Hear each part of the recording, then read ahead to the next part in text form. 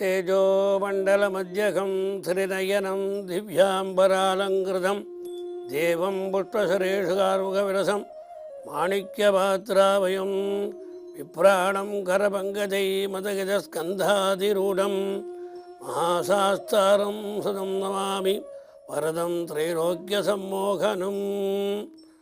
சம்மோகன சாஸ்தா ஒளிமண்டலத்தின் நடுவில் வீற்றிருப்பவரும் 3 கண்களை உடையவரும் அழகிய ஆடைகளை அணிந்திருப்பவரும் புஷ்பசரம் இட்சு கரும்பு வில் மாணிக்க பாத்திரம் அட்சய முத்திரை ஆகியவற்றை கரந்தாமரையில் உடையவரும் மத யானையின் தோள்களில் வீற்றிருப்பவரும் கோரிய வரங்களை தருபவரும் மூவலகங்களுக்கும் மயங்கச் செய்யும் பேரழகுடைய சாஸ்தாவை வணங்குகின்றேன்.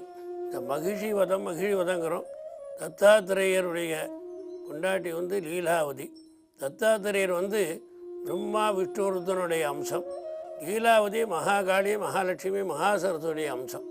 இதை வச்சு தான் இந்த கதையை நமக்கு சொல்லணும். மகிஷாசுரன் ரம்பன் என்ற அரக்கர்களுக்கும் ஒரு பெண் எருமைக்கும் பிறந்தவன். முற்பிறவியால் வரமுனி என்கின்ற சிவயோகி அகத்தியர் சாபத்தால் எருமை தலையுடன் மகிழ்ச்சியாக பிறந்தாள். எருமை இருந்தால் தான் அந்த மகிழ்ச்சின்னு சொல்ல முடியும். அதனால் எருமை தலையோட மகிழ்ச்சி பிறந்த மகிழ்ச்சியின் இந்திரனை வெல்வதற்காக பிரம்மனை நோக்கி தவம் இருந்தார். ஒரு பெண் தவிர வேறு எவராலும் தனக்கு மரணம் கூடாது என்று கேட்டார். மகிஷன் மூவுலகையும் கொடுமைப்படுத்தினான்.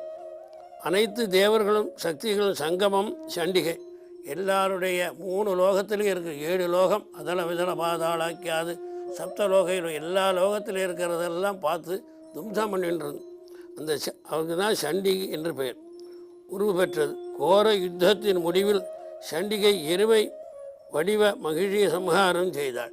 தன் தந்தை மற்றும் சகோதரன் மரணத்திற்கு காரணமான தேவர்கள் முற்றிலும் அழிக்க எண்ணம் கொண்டார். தன் குலகுரு சுக்கராச்சாரியார் அறிவுரையின்படி பிரம்மனை நோக்கி தவம் இருந்தார். பிரம்மனும் தோன்றினான். மகிழ்ச்சி சாகாவரம் கேட்டாள்.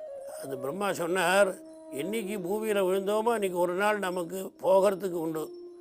ஒரு புனரபி ஜனனம் புனரபி மரணம்ங்கிற மாதிரி நமக்கு என்றைக்கு ஜனனமாச்சோ ஒரு நாள் மரணம் உண்டுங்கிறது தீர்மானம். இந்த மரணத்தை நீயாக தான் தீர்மானம் பண்ணிக்கணும், நான் சொல்ல மாட்டேன், நீயே கேளு அப்படின்னார். அதனால் ஒரு 4 வரம் கேட்குறான்.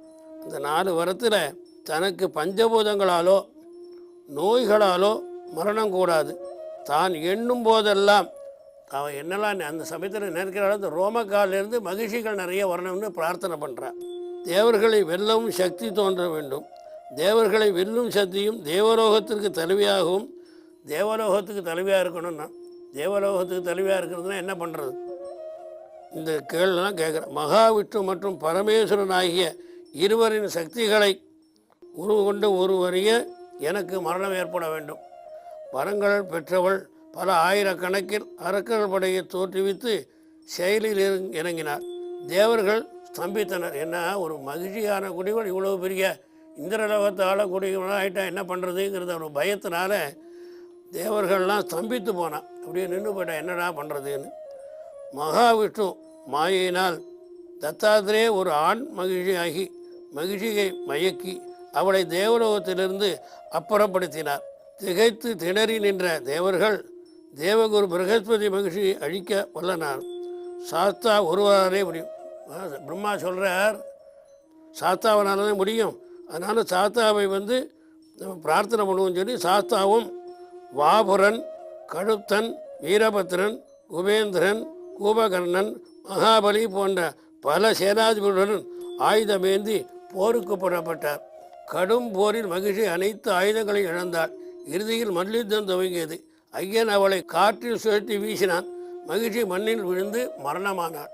சாபத்தால் வடிவெடுத்த லீலாவதி விமோசனங்களை பெற்று தேவசரீரத்தில் தத்தருடன் சேர்ந்தாள். தத்தாருடன் லீலாவதி சேர்ந்து அவள் இருக்கா. மகிழ்ச்சி சம்ஹாரம் செய்த ஐயனை தன் கோரிய வரப்படி பரசுராமர் சபரிமலையில் தர்மசாஸ்தாவாக பிரதிஷ்டை செய்தார்.